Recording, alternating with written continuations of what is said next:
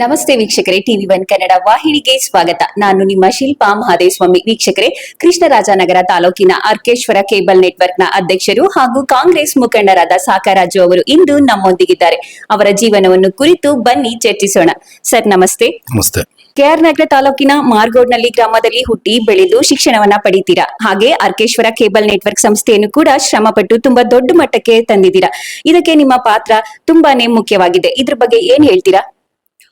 Madam, 2018 ಮತ್ತು 19ರಲ್ಲಿ cable ಯೂನಿಯನ್ನ president ಆಗಿ ಪಕ್ಷಾತೀತವಾಗಿ ಜಾತ್ಯತೀತವಾಗಿ ನನ್ನನ್ನು ನಮ್ಮ ಆಪರೇಟರ್ಗಳು ಒಂದು ನಂಬಿಕೆ ಇಟ್ಟು ಈ ಒಂದು ಪ್ರೆಸಿಡೆಂಟ್ ಸ್ಥಾನಕ್ಕೆ ನಮ್ಮನ್ನು ಆಯ್ಕೆ ಮಾಡಿದ್ರು. ಅವಾಗ ನಮಗೆಲ್ಲೋ ತುಂಬ ಮುಂದಿನ ದಿನ ಕಷ್ಟ ಆಗ್ಬೋದೇನೋ ಅಂತೇಳಿ ನಾವು ಅನ್ಕೊಂಡಿದ್ವಿ. ಆದರೆ ಅರ್ಕೇಶ್ವರನ ಆಶೀರ್ವಾದ, ಆ ಭಗವಂತನ ಆಶೀರ್ವಾದದಿಂದ ಇವತ್ತು ಎಲ್ಲರೂ ಆಪರೇಟರ್ಗಳು ಕೂಡ ನೆಮ್ಮದಿಲಿದ್ದಾರೆ. ಬಟ್ ನಾವು ಕೂಡ ಇವತ್ತು ನೆಮ್ಮದಿಲಿದ್ದೀವಿ. ಬಟ್ ನಾವು ಬೆಳೆಸ್ತು ಅನ್ನೋದಕ್ಕಿಂತ ನಮ್ಮ ಆಪರೇಟರ್ಗಳು ಪಕ್ಷಾತೀತವಾಗಿ ಜಾತ್ಯತೀತವಾಗಿ ನನ್ನ ಮೇಲೆ ಇಟ್ಟಿರ್ತಕ್ಕಂಥ ನಂಬಿಕೆಗೆ ಎಂದೂ ಕೂಡ ಕುಂದು ಬರಬಾರ್ದು ಅಂತ ಹೇಳಿ ಬಹಳ ಸ್ವಚ್ಛವಾಗಿ ನೀಟಾಗಿ ಇವತ್ತು ಅರ್ಕೇಶ್ವರ ಕೇಬಲ್ ನೆಟ್ವರ್ಕ್ ಬೆಳಿಲಿಕ್ಕೆ ಅವರು ಕೂಡ ಕಾರಣರು.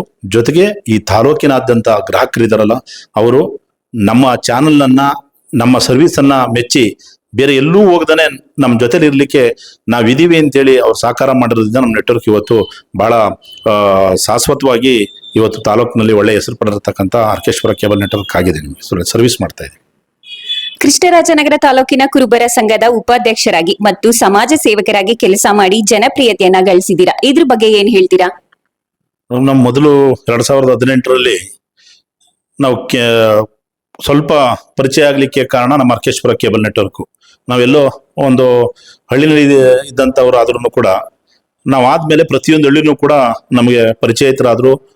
ಯಾಕೆ ಪರಿಚಯಿತರಾದ್ರು? ಪ್ರತಿಯೊಂದು ಹಳ್ಳಿಗೂ ಕನೆಕ್ಷನ್ಗಳು ಮತ್ತೊಂದು ಕೊಡ್ತಾ ಇರೋದ್ರಿಂದ ಪರಿಚಯಿತರಾದ್ವಿ. ಜೊತೆಗೆ 2018, 16, 17, 18ರಲ್ಲಿ ನಮ್ಮ ನಾಯಕರಾಗಿರ್ತಕ್ಕಂಥ ವಿಶ್ವನಾಥ್ ಸಾಹೇಬರು ಮತ್ತು ಸನ್ಮಾನ್ಯ KPCC ಕಾರ್ಯಕಾರಿ ಸಮಿತಿ ಸದಸ್ಯರಾಗಿರ್ತಕ್ಕಂಥ ದೊಡ್ಡಸ್ವಾಮಿಗೌಡರವರು ನಮ್ಮನ್ನ ತಾಲೂಕು ಕುರುಬ ಸಮಾಜದ ಉಪಾಧ್ಯಕ್ಷರಾಗಿ ಅವಿರೋಧವಾಗಿ ಅವರು ನಮ್ಮನ್ನ ಆಯ್ಕೆ ಮಾಡಿದ್ದಾರೆ. ಅದರಿಂದನೂ ಕೂಡ ತಾಲೂಕಿನಲ್ಲಿ ಇನ್ನೂ ಪರಿಚಯ ಆಗಲಿಕ್ಕೆ ಮತ್ತು ನಮ್ಮ ಕೈಲಾದಂಥ ಸಹಾಯವನ್ನ ಮಾಡಲಿಕ್ಕೆ ಪ್ರತಿಯೊಂದು ಊರಿನಲ್ಲಿ ಎಲ್ಲೋದ್ರೂ ಕೂಡ ನಮ್ಮನ್ನು ಗುರುಸ್ತಕ್ಕಂಥ ಅವಕಾಶಗಳನ್ನು ಕೊಡಿಸಿದ್ದು ನಮ್ಮ ನಾಯಕರು. ಅವ್ರಿಗೆ ನಾನು ನನ್ನ ವೈಯಕ್ತಿಕವಾಗಿ ವಿಶ್ವನಾಥ್ ಸಾಹೇಬರಿಗೆ ಮತ್ತು ದೊಡ್ಡಸ್ವಾಮಿಗೌಡರವರಿಗೆ ಮತ್ತು ರವಿಶಂಕರ್ ಅವರಿಗೆ ನನ್ನ ಹೃದಯಪೂರ್ವಕವಾದಂತಹ ಅಭಿನಂದನೆಗಳನ್ನ ಸಲ್ಲಿಸ್ತೇನೆ. ಅಂದಿನಿಂದ ಇಂದಿನವರೆಗೂ ಕೂಡ ಸಾರ್ವಜನಿಕ ಸೇವೆಯನ್ನ ಕೈಲಾದದನ್ನ ನಾವು ಮಾಡ್ಕೊಂಡು ಮುಂದುವರಿಸ್ಕೊಂಡು ಬರ್ತಾ ಇದ್ದೀನಿ ಮೇಡಮ್. ಸರ್, ಈಗಾಗಲೇ ಹಿಂದೆ ಗ್ರಾಮ ಪಂಚಾಯಿತಿಯಲ್ಲಿ ಮಾಜಿ ಅಧ್ಯಕ್ಷರಾಗಿ ಕೂಡ ಹಲವಾರು ಕೆಲಸ ಕಾರ್ಯಗಳನ್ನ ಮಾಡಿ ರಾಜಕೀಯ ಕ್ಷೇತ್ರದಲ್ಲಿ ನೀವು ಗುರುತಿಸಿಕೊಂಡಿದ್ದೀರಾ. ಹಾಗಾದ್ರೆ ನಿಮ್ಮ ಮುಂದಿನ ರಾಜಕೀಯ ನಡೆ ಏನು? ಮೇಡಮ್, 2010ರಲ್ಲಿ ಶ್ರೀಯುತ ಮಂಚನಹಳ್ಳಿ ಮಾದೇವರು ಮತ್ತು ವಿಶ್ವನಾಥ್ ಸಾಹೇಬರು ಇದ್ದಂಥ ಸಂದರ್ಭದಲ್ಲಿ ನಾನು ಗ್ರಾಮ ಪಂಚಾಯಿತಿ ಸದಸ್ಯನ ಆಗ್ಲಿಕ್ಕೆ ಬಯಸಿದ್ಕಿಂತ ಜನ ನಮ್ಮನ್ನ ಗ್ರಾಮ ಪಂಚಾಯಿತಿ ಸದಸ್ಯರಾಗಿ ಮಾಡಬೇಕು ಅಂತೇಳಿ ತುಂಬಾ ಅಪೇಕ್ಷೆ ಮಾಡಿದ್ರು. ಬಟ್ ಇವತ್ತಿನ ಚುನಾವಣೆ ನಡಿಬೇಕಾದ್ರೆ ಹಣಗಳು ಬಹಳ ಪ್ರಮುಖ ಅಂತ ಅನಿಸ್ತದೆ. ಬಟ್ ನನ್ನ ಚುನಾವಣೆಯಲ್ಲಿ ಜನ ನನಗೆ ಹಣವನ್ನು ಕೊಟ್ಟೋದ್ರ ಮೂಲಕ ದುಡ್ಡು ಅವರೇ ಕೊಟ್ಟರು. ನಾವು ಎಂದಿಗೂ ಕೂಡ ಹಣ ಕೊಡ್ಲಿಲ್ಲ. ಜನ ನಮ್ಮನ್ನ ನಂಬಿಕೆ ಹಣವನ್ನು ಕೊಟ್ಟು ನಾನು ಇನ್ನೂ ಕೂಡ ಹಣ ಉಳಿತಕ್ಕಂಥ ಒಂದು ವ್ಯವಸ್ಥೆಯನ್ನ ಮಾಡಿ ನನ್ನ ಗ್ರಾಮ ಪಂಚಾಯಿತಿ ಸದಸ್ಯರಾಗಿ 2010ರಲ್ಲಿ ಅತ್ಯಧಿಕ ಮತದಿಂದ ನಾನು ಆಯ್ಕೆಯಾದೆ. ಜೊತೆಗೆ 2011 ಮತ್ತು 12ರಲ್ಲಿ ಗ್ರಾಮ ಪಂಚಾಯಿತಿ ಅಧ್ಯಕ್ಷನಾಗ್ಲಿಕ್ಕೆ ಶ್ರೀಯುತ ದಿವಂಗತ ಮಂಚನಹಳ್ಳಿ ಮಾದೇವರು ಮತ್ತು ವಿಶ್ವನಾಥ ಸಾಹೇಬ್ರವರ ಕುಟುಂಬ ಮತ್ತು ದೊಡ್ಡಸ್ವಾಮಿಗೌಡರ ಕುಟುಂಬ ನನಗೆ ಬಹಳ ಹೆಚ್ಚಿನ ರೀತಿ ಸಹಕಾರ ಮಾಡಿರೋದ್ರಿಂದ ನನಗೆ ಅಧ್ಯಕ್ಷರಾಗಿ ಹಲವಾರು ದಿನ ನಮ್ಮ ಪಂಚಾಯಿತಿ ವ್ಯಾಪ್ತಿಯಲ್ಲಿ ಉತ್ತಮವಾದಂಥ ಕೆಲಸ ಮಾಡಲಿಕ್ಕೆ ಅನುವು ಮಾಡಿಕೊಟ್ಟಿದ್ದಾರೆ ಮೇಡಮ್. ಸರ್, ನಿಮ್ಮ ಬಾಲ್ಯದ ಜೀವನವನ್ನು ಕುರಿತು ನೀವು ಹೇಳೋದಾದ್ರೆ ಅಂದಿನಿಂದ ಇಂದಿನವರೆಗೆ ಏನನ್ನು ಹೇಳೋದಕ್ಕೆ ಇಚ್ಛಿಸ್ತೀರಾ? ನಾವು ಯಾವುದೇ ರಾಜಕೀಯ ಕುಟುಂಬದ ಹಿನ್ನೆಲೆಯಿಂದ ಬಂದವರಲ್ಲ. ನಾವು ಒಬ್ಬ ಬಡ ರೈತನ ಮಗನಾಗಿ, ಜೊತೆಗೆ ಗ್ರಾಮ ಪಂಚಾಯತಿನಲ್ಲಿ ವ್ಯಾಪ್ತಿನಲ್ಲಿ ಕೆಲವೊಂದು ಚಿಕ್ಕ ಪುಟ್ಟ ಸಹಾಯ ಮಾಡ್ತಕ್ಕಂಥ ಸಂದರ್ಭದಲ್ಲಿ ಜನನೇ ಬೇಕು ಅಂತೇಳಿ ಬಯಸಿ ನಮ್ಮನ್ನ ಕರೆದಾಗ ಕೆಲಸ ಮಾಡಿದ್ವಿ. ಆ ಕೆಲಸ ಮಾಡಿರ್ತಕ್ಕಂಥ ಜನನು ಕೂಡ ನಾಯಕರು, ಜನ ಇಬ್ರು ಕೂಡ ನಮ್ಮನ್ನ ಮೆಚ್ಚಿ ಅಂದ್ರಿಂದ ಇಂದಿನವರೆಗೂ ಯಾವ ಪ್ರೋತ್ಸಾಹ ಕೊಡ್ತಾ ಇದ್ರು, ಈಗಲೂ ಕೂಡ ಅದೇ ವಿಶ್ವಾಸದಲ್ಲಿ ಇರ್ತಕ್ಕಂಥದ್ದು.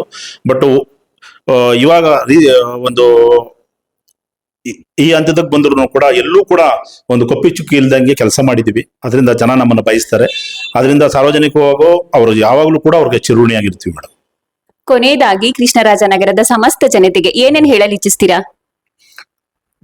ಇವತ್ತು ಏನು ರಾಜ್ಯಾದ್ಯಂತ ಕರ್ನಾಟಕ ರಾಜ್ಯ ಸರ್ಕಾರ ಇದೆ, ಈ ರಾಜ್ಯ ಸರ್ಕಾರದಲ್ಲಿ ಇವತ್ತು ಸಾರ್ವಜನಿಕವಾಗಿ 5 ಗ್ಯಾರಂಟಿಗಳನ್ನ ಇವತ್ತು ಸರ್ಕಾರ ನೀಡಿದೆ.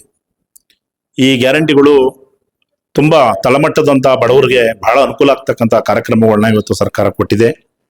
ನಮ್ಮ ತಾಲೂಕಿನಲ್ಲೂ ಕೂಡ ನಮ್ಮ ನಾಯಕರಾಗಿರ್ತಕ್ಕಂಥ ಜನಪ್ರಿಯ ಶಾಸಕರಾಗಿರ್ತಕ್ಕಂಥ ಡಿ ರವಿಶಂಕರ್ ಅವರು ಕೂಡ ಒಂದು ಗೆಲುವು ಕೊಟ್ಟಿರೋದು. ಈ ಕ್ಷೇತ್ರದ ಜನತೆ 27,000 ಅಂತರಗಳನ್ನ ಗೆಲ್ಲಿಸಿರೋದ್ರಿಂದ ಜನಗಳಿಗೂ ಕೂಡ ಅನುಕೂಲ ಆಗಲಿ ಅಂತೇಳಿ ಸರ್ಕಾರ ಒಳ್ಳೆ ನಿರ್ಣಯವನ್ನ ಕೈಗೊಂಡು ಇವತ್ತು ಪಂಚ ಗ್ಯಾರಂಟಿಗಳನ್ನ ಕೊಟ್ಟಿದ್ದಾರೆ.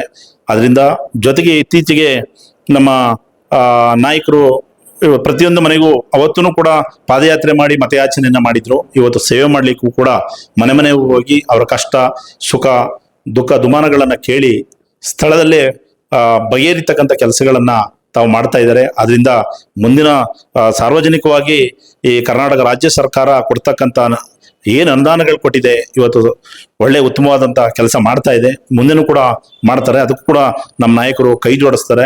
ಅದರಲ್ಲೂ ಕೂಡ ಸರ್ಕಾರ ಒಳ್ಳೆ ಬಜೆಟ್ ಕೊಟ್ಟು ಒಳ್ಳೆಯ ತಾಲೂಕಿನಾದ್ಯಂತ ರಾಜ್ಯಾದ್ಯಂತ ಉತ್ತಮ ಕೆಲಸ ಮಾಡಲಿಕ್ಕೆ ಅನುವು ಮಾಡಿಕೊಟ್ಟಿದ್ದಾರೆ. ಧನ್ಯವಾದ ಸರಿ. ನಿಮ್ಮ ರಾಜಕೀಯ ನಡೆ ಇನ್ನಷ್ಟು ಉನ್ನತ ಮಟ್ಟಕ್ಕೆ ಹೋಗ್ಲಿ. ನೋಡಿದ್ರಲ್ಲ ವೀಕ್ಷಕರೇ, ನಿರಂತರ ಮನೋರಂಜನೆ ಹಾಗೂ ಸುದ್ದಿಗಾಗಿ ವೀಕ್ಷಿಸಿ. ಕ್ಯಾಮ್ರಾಮನ್ ಚಂದ್ರು ಜೊತೆ ಶಿಲ್ಪಾ ಮಹದೇಸ್ವಾಮಿ, TV1 ಕನ್ನಡ ವಾಹಿನಿ. ಇದು ಕನ್ನಡಿಗರ ಧ್ವನಿ, KR ನಗರ.